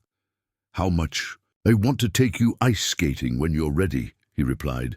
"How Emma's been planning a science expedition to the state park this spring and assumes you'll be joining us. How I've never met anyone who makes me feel the way you do." Olivia reached across the console, taking his hand. "That helps a lot, actually." The following week brought a breakthrough. Based on Jason's observations about the timing lag, Dr. Chen developed a modified calibration algorithm that significantly reduced the interface fluctuations. Olivia reported more consistent function and greater confidence in her movements, gradually decreasing her reliance on the forearm crutch for shorter distances. The latest data shows a 68% reduction in signal interruptions, Dr. Parker announced during their morning briefing at the medical center. Olivia's neural adaptation rate has increased correspondingly. The mechanical modifications to the sensor housing help too, Dr. Chen added, nodding toward Jason. Your suggestion about thermal expansion compensation was spot on. Jason accepted the acknowledgement with a modest nod, still sometimes surprised to find himself contributing to cutting-edge medical technology. How does this affect the portable calibrator development? Accelerates it, Dr. Parker replied. With these improvements, we're closer to a stable platform that can be monitored outside a clinical setting. Dr. Chen pulled up a revised schematic. On her tablet, I've incorporated your vibration dampening design. The prototype should be ready for assembly by next week. As February gave way to March, the project advanced rapidly. Jason found himself spending more time at the medical center lab, his expertise increasingly valued by Dr. Parker and Dr. Chen. At Mitchell's Auto, Frank rearranged schedules to accommodate Jason's divided responsibilities, recognizing the importance of the work. Olivia's progress continued steadily. She graduated from daily physical therapy to 3 sessions per week, with a home exercise program filling the gaps. The forearm crutch was now used only for longer distances or challenging terrain, and she navigated familiar environments with growing confidence. Emma, ever the scientist, maintained meticulous observations of Olivia's progress, creating charts and graphs that adorned the refrigerator in Jason's apartment. You've increased your average walking speed by 23% since you got back to Cedarbrook, she informed Olivia one evening during dinner at Jason's place, consulting her latest data. And your stability metrics have improved by 31%. I'm not sure whether to be impressed or concerned that you're tracking my stability metrics, Olivia laughed. It's for science, Emma replied seriously, and for my spring research project. Mrs. Kowalski says I could qualify for nationals if I expand my adaptive technology focus to include recovery monitoring. Speaking of monitoring, Dr. Parker interjected, we've scheduled the first home-based calibration test for tomorrow afternoon. Jason, we'll need you there to oversee the mechanical components. The following day brought a milestone moment. In Olivia's living room, the portable calibrator, roughly the size of a laptop but considerably more complex, sat on the coffee and table, connected wirelessly to her neural interface. Dr. Chen guided Olivia through a series of movements while Dr. Parker and Jason monitored the device's performance. Readings are stable, Jason reported, watching the mechanical gauges he'd helped design. No vibration interference from the housing. Neural signal integrity at 98%, Dr. Chen confirmed, checking her tablet. Better than we typically see in the lab environment, Dr. Parker observed with professional satisfaction. If these results hold consistent, we could be looking at the first truly portable neural interface management system. The implications for patients are significant: reduced hospital visits, real-time adjustment capabilities, improved quality of life. As the testing concluded successfully, a palpable sense of achievement filled the room. What had begun as a personal journey for Olivia was evolving into something with potential to help countless others facing similar challenges. Later that evening, after Dr. Parker and Dr. Chen had departed to document their findings, Jason and Olivia celebrated the success with a quiet dinner on her balcony. The early March air held a hint of warming, a promise of spring approaching. To home calibration, Olivia said, raising her glass, and to unlikely collaborations, Jason clinked his glass against hers. "Your father and Dr. Chen are remarkable people. The way they've welcomed my input, despite my lack of medical background." "They recognize talent when they see it," Olivia replied. "Dad told me yesterday that your mechanical insights have advanced the portable system by months, possibly years." Jason felt a flush of pride at the praise. "It's been educational. I never imagined fixing your wheelchair would lead to this." Olivia set down her glass, her expression turning thoughtful. "Life rarely follows the paths we imagine, does it? 2 years ago, I was planning hiking expeditions in the Rockies. Then, the accident happened and everything changed." "Do you miss your life before?" Jason asked gently. "Parts of it," she admitted. "The freedom of movement, the certainty of my body's capabilities. But I've gained things too." Her eyes met his. "Perspective, patience, you and Emma." She rose from her chair, moving with a grace that grew more natural each day, and extended her hand to him. "Dance with me." "Here?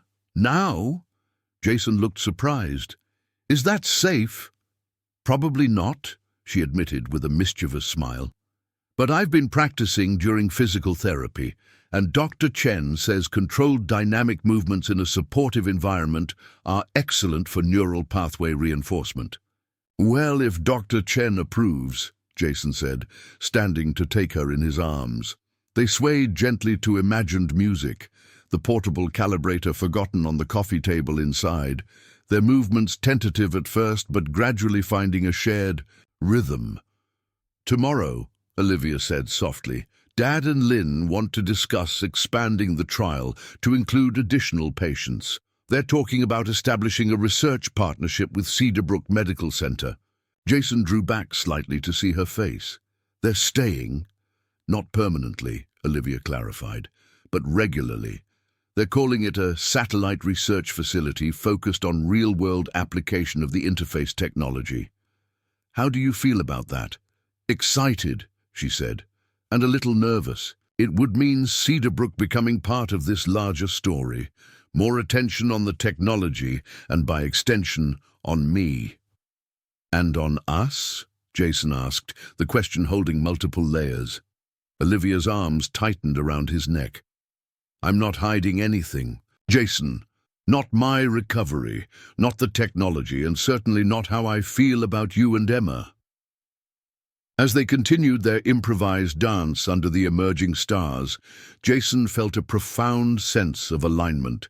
Disparate elements of life coming together in unexpected harmony. What had begun with a chance encounter in the rain had evolved into something neither of them could have predicted, but both now cherished. What they didn't yet realize was that their story was about to reach beyond the boundaries of Cedarbrook, touching lives far beyond their immediate circle. The portable calibrator sitting innocuously on Olivia's coffee table represented not just a medical advancement, but the beginning of a journey that would challenge conventional boundaries between disciplines and change the landscape of rehabilitation. Technology forever. Spring arrived in Cedarbrook with a burst of renewal, daffodils pushing through the last remnants of snow, trees budding with tender green, and a palpable sense of possibility in the air. For Jason, Emma, and Olivia, the changing season mirrored the transformations in their own lives. The portable calibrator project had advanced from prototype to functional model, its development accelerated by the unique collaboration between Dr. Parker, Dr. Chen, and Jason. Regular calibration sessions continued at Olivia's apartment, each one yielding data that further refined the system. "The mechanical housing is performing beyond expectations," Dr. Chen announced during one such session in mid-April. "Environmental interference is minimal, even during barometric pressure fluctuations." Jason's vibration-dampening design made all the difference, Dr. Parker acknowledged, reviewing readings on his tablet. "We've eliminated nearly all the signal interruptions that were affecting stability." Olivia, completing a series of increasingly complex movements for the calibration test, smiled at Jason across the room. In other words, your car mechanic skills fixed my brain implant? I wouldn't go that far, Jason demurred, though pride warmed his voice. I just applied some principles that work in one context to another. And that, Dr. Parker said, is precisely why cross-disciplinary collaboration is so valuable. Medicine has much to learn from other fields if we're willing to listen. This philosophy had become something of a mantra as the project expanded.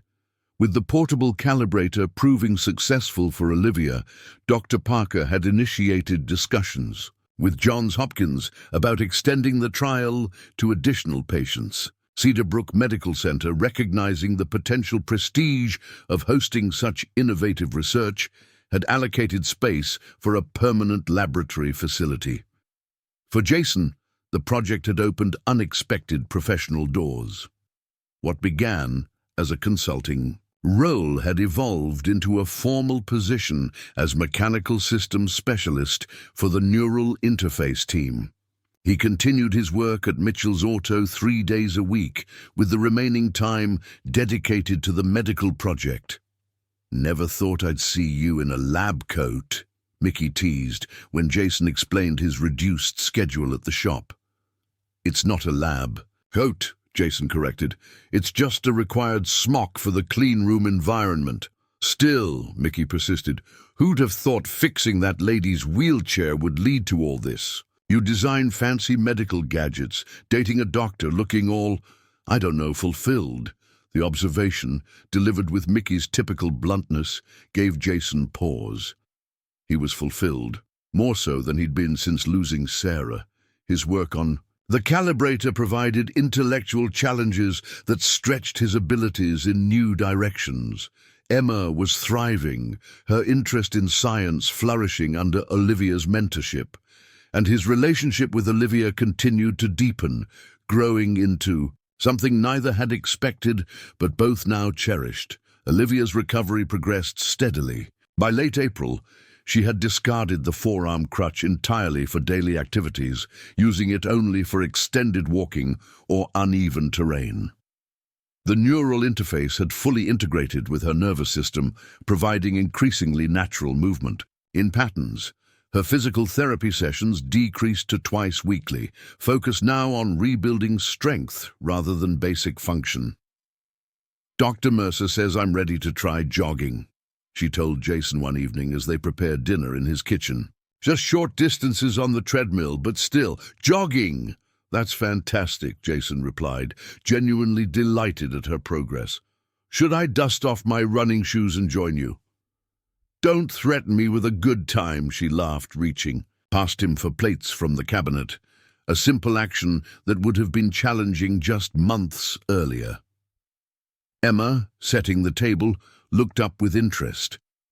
"If you start running, can I come too? I need to train for the cross-country team tryouts. Next fall?"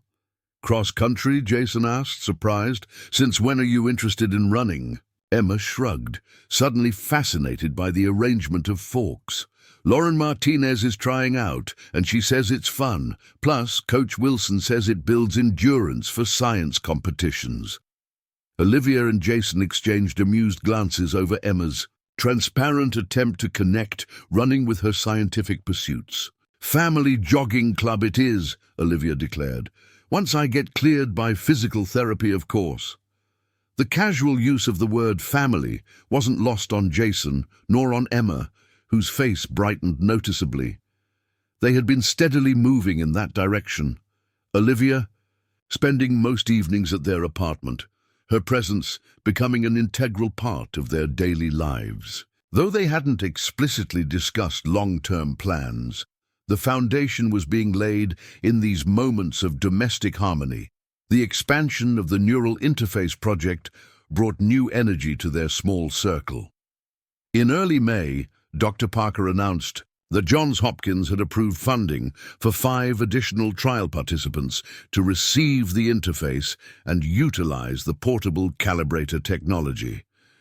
"The first 2 patients arrive next week," he informed them, during a team meeting at the newly established laboratory at Cedar Brook Medical Center.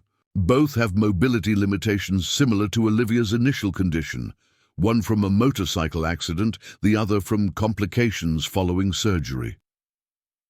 Where will they stay during the adaptation period? Dr. Chen asked, making notes on her tablet. We've arranged accommodations at the extended stay hotel near the medical center, Dr. Parker replied. The hospital board has also approved dedicated rehabilitation resources. As the meeting continued, detailing preparations for the expanded trial, Jason found himself contemplating how far they had come. What began as a chance encounter in the rain had evolved into a project with potential to help countless people facing mobility challenges. The thought was both humbling and exhilarating. Olivia seemed to read his mind, squeezing his hand under the conference table. "Pretty amazing, isn't it?" she whispered, "from a broken wheelchair to all this." The arrival of the new trial participants marked a turning point. Suddenly, the core team found themselves at the center of a growing operation. Additional physical therapists were brought in, data analysis systems were expanded, and the laboratory hummed with activity. Jason's role evolved to include training technical staff on the mechanical aspects of the calibrator system, while Olivia, now a success story of the technology, began serving as a patient liaison, providing first-hand insight into the adaptation. Media interest in the project grew as word spread about the innovative technology being developed in the small New England town. The Boston Globe sent a healthcare reporter to cover the story, resulting in a front-page feature that highlighted the unlikely collaboration between neurosurgery and automotive mechanics. Garage to greatness. Auto mechanics insight revolutionizes neural interface technology, the headline proclaimed, accompanied by a photograph of Jason, Dr. Parker, and Dr. Chen examining the portable calibrator. The morning the article appeared, Jason arrived at Mitchell's Auto to find Frank had framed the newspaper page and hung it prominently near the customer waiting area. "Free advertising," Frank explained with a wink.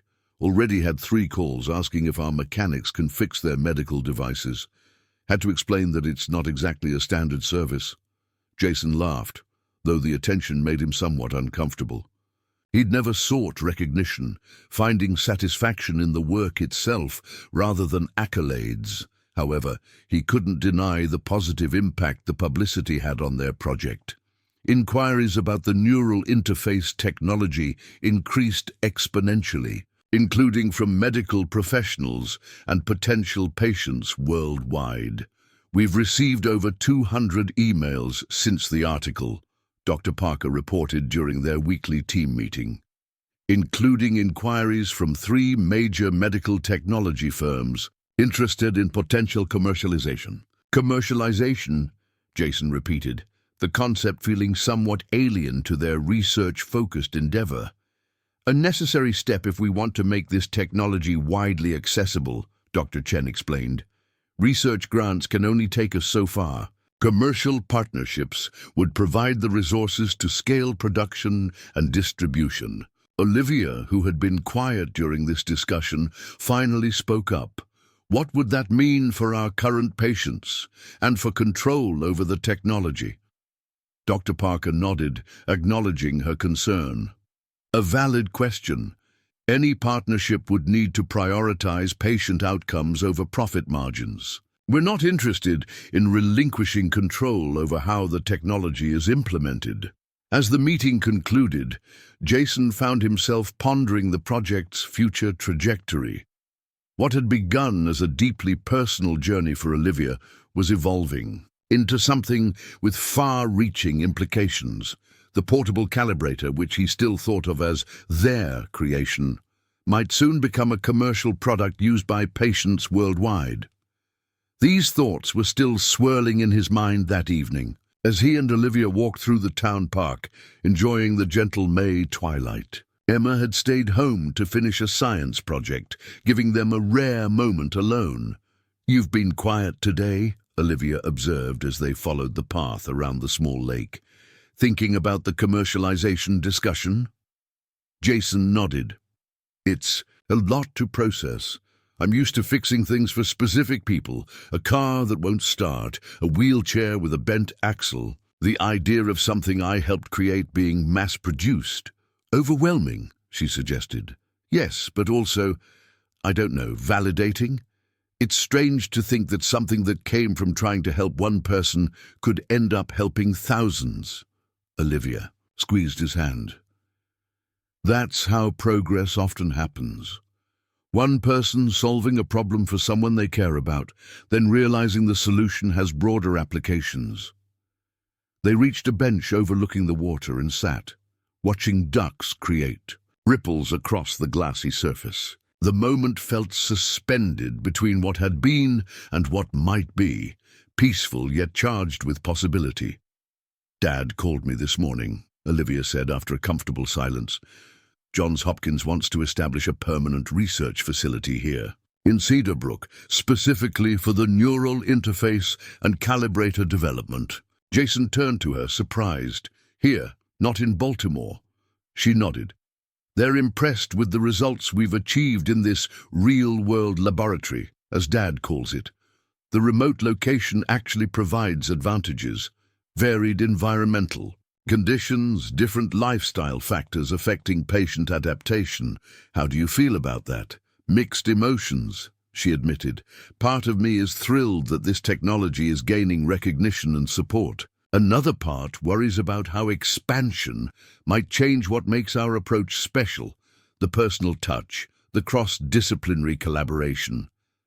The fact that your father is even considering your feelings speaks volumes about his priorities, Jason observed. Not every medical researcher would put human factors above professional advancement. True, Olivia agreed. Dad's always been that way. After Mom died, he re-evaluated everything, including his approach to medicine. He realized that technical excellence without compassion isn't enough. The parallel to Jason's own journey after losing Sarah wasn't lost on either of them. Grief had reshaped them both, creating unexpected openings for new connections and purpose. Whatever happens with the project, Jason said, the core of what we've built, both professionally and personally, doesn't have to change. Olivia leaned against him, her head resting on his shoulder. I know. I think that's what I needed to hear. The following week brought new developments. The additional trial participants showed promising early results with their neural interfaces, each providing valuable data that further refined the system. The portable calibrator performed consistently across different users, validating Jason's mechanical design principles. Emma's interest in the project continued to grow, her questions becoming increasingly sophisticated. After school one day, she arrived at the laboratory with a detailed diagram she'd created during art class. It's a miniaturized version of the calibrator, she explained proudly, spreading the drawing on a workbench. I was thinking about how we could make it even more portable, maybe wearable like a watch or bracelet. Dr. Chen examined the drawing with genuine interest. This is quite innovative, Emma. The reconfigured sensor array would indeed reduce the overall footprint. The power requirements would be a challenge, Jason noted, impressed by his daughter's concept, but not insurmountable with current battery technology. See, Emma said triumphantly, I told Mrs. Peterson this was a valid use of art class time. It's technical drawing. The incident, though small, highlighted how thoroughly the project had become woven into their family life. Emma's school assignments increasingly referenced neural interface technology, while dinner conversations often revolved around calibrator modifications or patient progress updates. As May progressed toward June, Olivia reached a significant milestone in her recovery, completing a full-mile jog on the treadmill without discomfort or interface fluctuations. The achievement was celebrated with a small gathering at Jason's apartment, where Dr. Parker raised a toast to his daughter's determination. To Olivia, he said, glass held high, whose courage and perseverance continue to inspire not just her medical team, but everyone around her. And, Dr. Chen added, to the partnerships that made this possible, medical, mechanical, and personal. Later that evening, after the guests had departed, Olivia helped Jason clean up the kitchen while Emma finished homework in her room. A comfortable domesticity had settled over them, the rhythm of shared tasks feeling natural and right. "Dad and Lynn are headed back to Baltimore on Thursday," Olivia mentioned as she dried a serving platter. "Just for a week to present our findings to the hospital board and finalize the funding for the Cedarbrook facility." Jason nodded, loading the dishwasher. "They seem confident about the expansion." "They are," Olivia confirmed. "Dad's already discussing renovation plans for the east wing of the medical center. He wants your input on the mechanical laboratory setup, by the way. I'm still getting used to being consulted on medical facility design," Jason admitted with a chuckle. Olivia set down her dish towel and turned to face him. "That's because you've never fully appreciated how valuable your perspective is. You see solutions where others see only problems." She moved closer, her movements fluid and confident, a stark contrast to the woman in the wheelchair he'd met months earlier. "That's what I love about you, Jason Reynolds. You look at broken things and see potential rather than damage." The word love hung in the air between them, not the first time it had been spoken, but carrying new weight in this moment of reflection. Jason reached out, tucking a strand of hair behind her ear. "I think that's what we all need," he said softly. "Someone who sees beyond our broken places to the wholeness is still possible." Olivia leaned into his touch. "I've been thinking about that a lot lately, about wholeness, about the future." Before she could continue, Emma's voice called from the hallway. "Dad, can you help me with this physics problem? It's about mechanical advantages, and I thought you'd be better at explaining it than my textbook." The moment paused, but didn't break. The interruption merely a reminder of the family dynamics they were building. "Be right there!" Jason called back, before turning to Olivia. "To be continued," she nodded, pressing a quick kiss to his lips. "Definitely. Some conversations are worth waiting for." As Jason helped Emma with her homework, he couldn't help but reflect on the journey that had brought them to this point. From a chance encounter in the rain to a medical breakthrough that was changing lives, from loneliness to connection, from loss to new beginnings. The path had been neither straight nor predictable, yet each turn had led them exactly where they needed to be. What Jason couldn't yet know was that the conversation Olivia had been about to initiate would soon lead to the most significant development in their shared story, one that would cement the bonds between mechanical innovation and medical advancement, between their professional collaboration and personal commitment, between past wounds and future healing. The neural interface technology had created new pathways in Olivia's nervous system, but the connections forming between the three of them were proving equally transformative, creating a blueprint for a future none of them had dared to imagine. Before their paths intersect on that rainy autumn day, the warm days of early summer descended upon Cedarbrook, bringing with them a sense of fruition. The expanded neural interface trial had grown to include 12 participants, each with their own unique journey of recovery. The laboratory at Cedarbrook Medical Center hummed with activity, its halls filled with researchers, technicians, and patients working together toward a common goal. For Jason, the transition from auto mechanic to medical device specialist still occasionally felt surreal. The toolbox he now carried contained precision instruments designed for calibrating neural interfaces rather than repairing engines, yet the fundamental principles remained the same: identifying problems, understanding systems, creating solutions. The board has unanimously approved the Permanent Research Center, Dr. Parker announced during a Friday afternoon team meeting. Construction begins next month on the dedicated facility. Blueprints were unrolled across the conference table, showing plans for what would officially be named the Parker Chen Neural Interface Research Center. A separate section of the building had been designated as the Mechanical Engineering Laboratory, with Jason's input evident in its design. We've also finalized the patent applications, Dr. Chen added, distributing folders to key team members, including Jason. You'll find your name listed as co-inventor on the portable calibration system. Jason opened the folder with a sense of wonder. There on official documentation was his name, alongside those of renowned medical researchers, tangible recognition of his contribution to a technology that was changing lives. "This feels significant," he said, searching for the right word. "Doctor." Parker clapped him on the shoulder. "It is significant, Jason. Your mechanical expertise brought a perspective we desperately needed. This collaboration represents exactly what modern medicine should be: interdisciplinary, innovative, and centered on improving quality of life."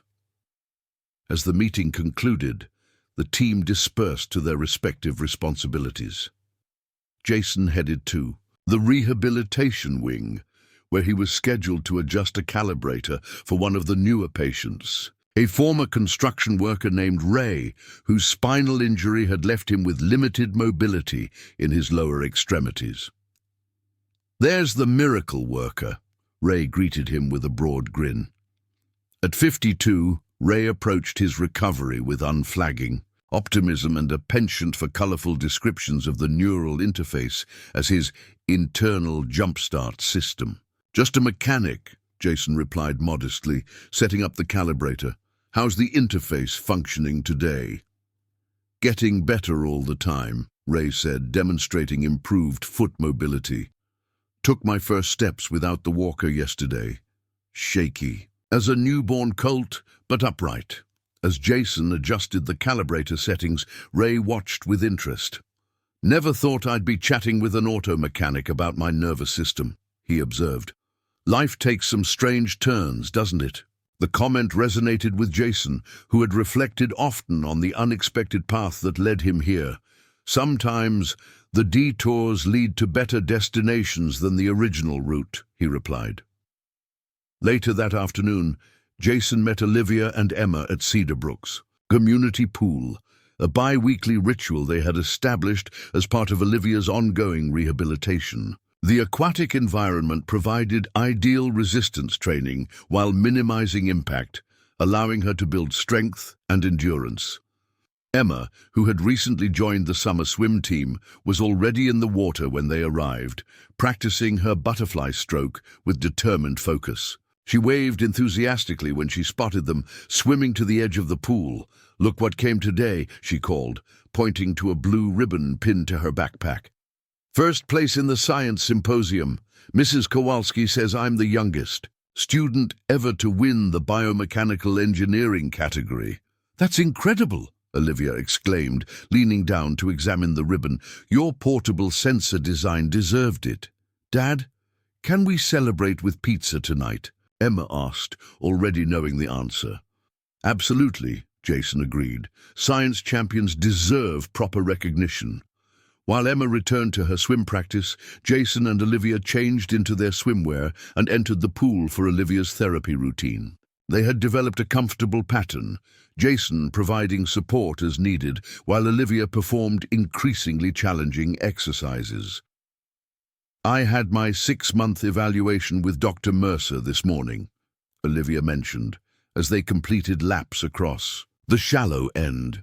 "He says my muscle tone and coordination have exceeded all expectations.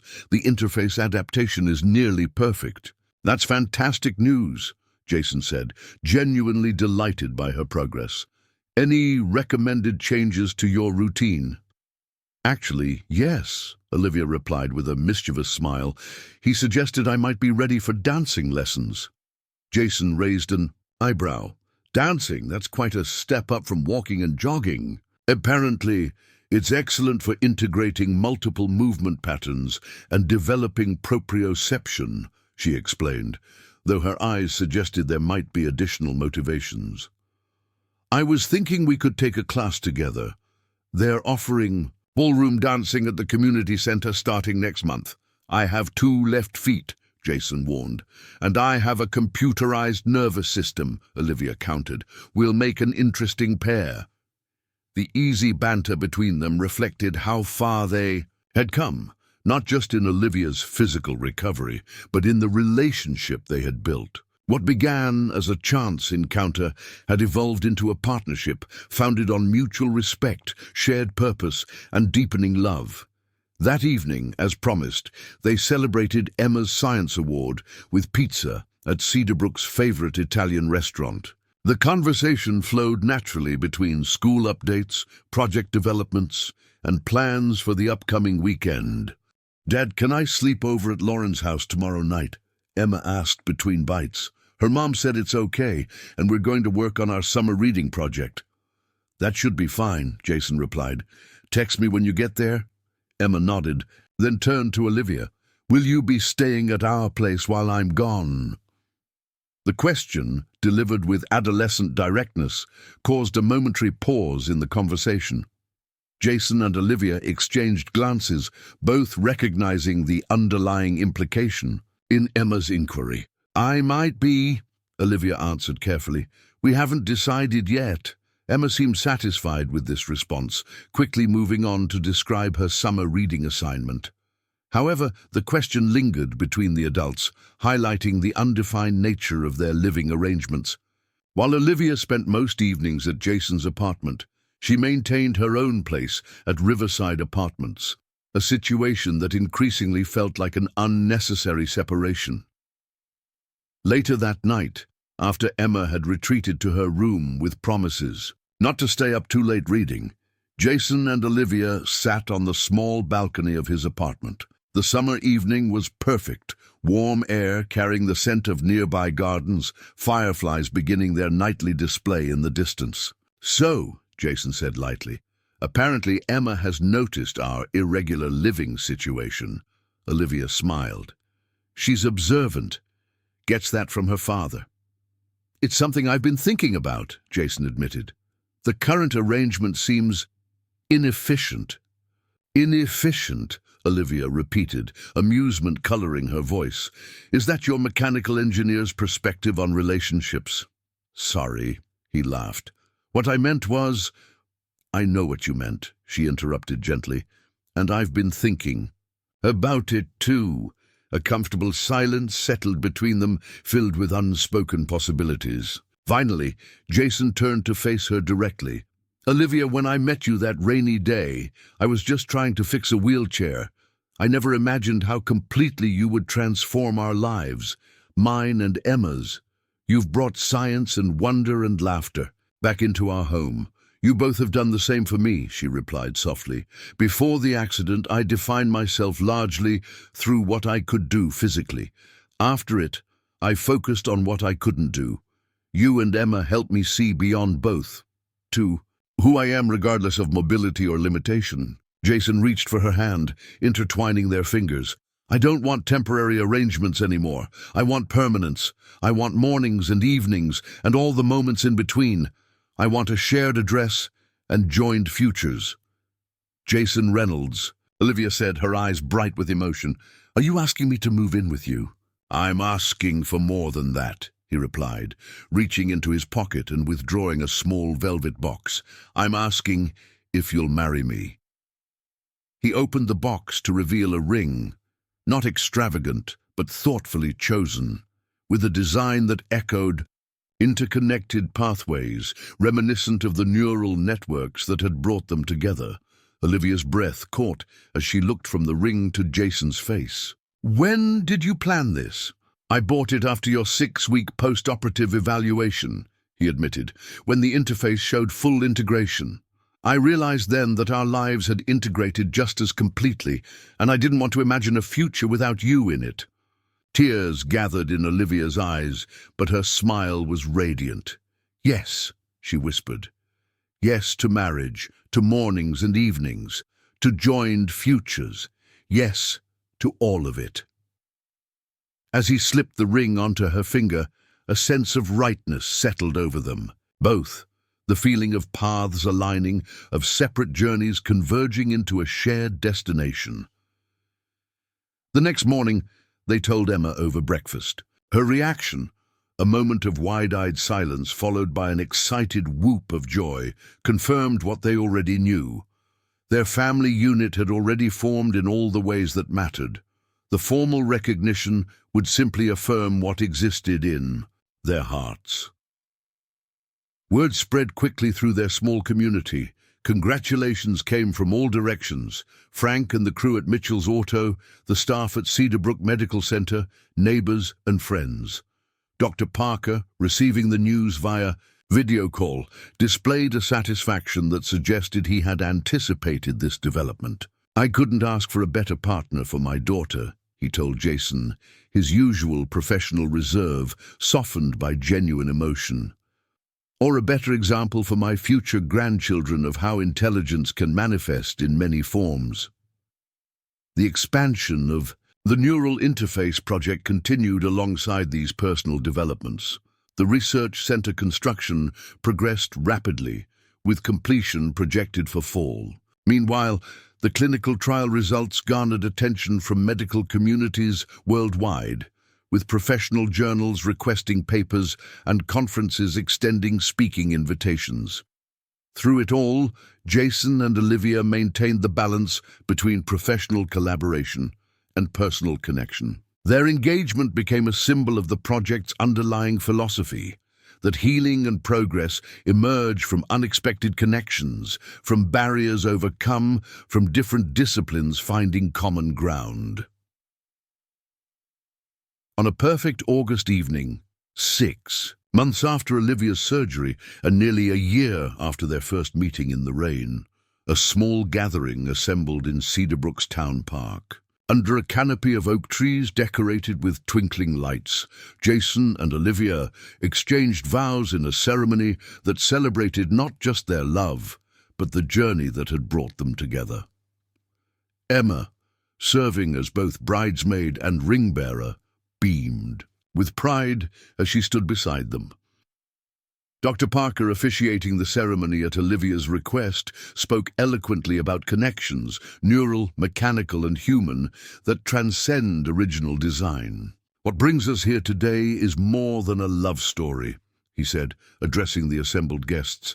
"It's a testament to human ingenuity and compassion, to the remarkable things that happen when we reach across boundaries to help one another." As Jason and Olivia sealed their vows with a kiss, applause erupted from their witnesses, an eclectic gathering that included auto mechanics and neurosurgeons, physical therapists and middle school science teachers, trial participants and hospital administrators. The unlikely community that had formed around their story celebrated not just a marriage, but the broader connections their journey had fostered. At the reception, held in the garden behind Dr. Parker's newly purchased Cedarbrook residence, Ray, now walking with only a single cane, raised a toast to the couple. "To Jason and Olivia," he said, his voice carrying across the gathering, "who showed us all that fixing what's broken, whether it's a wheelchair, a nervous system, or a heart, is sacred work." Later, as evening descended and the celebration continued around them, Jason and Olivia slipped away to a quiet corner of the garden. Fairy lights illuminated the stone path beneath their feet, and distant music provided a gentle soundtrack to the moment. "Dance with me, Mrs. Reynolds?" Jason asked, extending his hand with a slight bow. "I thought you had 2 left feet," Olivia teased, stepping into his embrace. "I've been practicing," he admitted. "Emma's been giving me lessons. She's surprisingly strict." As they swayed together under the summer stars, the journey that had brought them to this moment seemed both miraculous and inevitable. A perfect integration of chance and choice, of breakdown and repair, of separate paths converging to create something neither could have accomplished alone. "A year ago, I was struggling with a broken wheelchair in the rain," Olivia murmured against his shoulder. "And now..." And now we've built something new, Jason completed the thought. Something neither of us could have imagined. From across the garden, Emma watched them with satisfaction, her young mind already contemplating the scientific paper she would write someday about how a single mechanical repair had sparked a cascade of innovations that changed countless lives. But that was a story for another day. Tonight was for celebrate the most important connection of all, the one between two people who had found in each other not just love, but a shared vision of how broken things could be made whole again. In the years to come, the Parker-Chen Neural Interface Research Center would grow into a world-renowned facility, its groundbreaking work expanding well beyond mobility challenges to address various neurological conditions. The portable calibrator, now miniaturized to Emma's original design specifications, would become standard equipment for patients worldwide. Jason and Olivia would welcome twins, a boy and girl with their mother's intelligence and their father's mechanical intuition, who would grow up in a household where the boundaries between medicine and mechanics, between limitation and possibility, were constantly being redefined. But the heart of their story would always remain that rainy autumn day when a single dad stopped to help a woman with a broken wheelchair, proving once again that the most profound healings often begin with the simplest acts of kindness. Up next, you've got two more standout stories right on your screen. If this one hits the mark, you won't want to pass these up. Just click and check them out, and don't forget to subscribe. And turn on the notification bell so you don't miss any upload from us.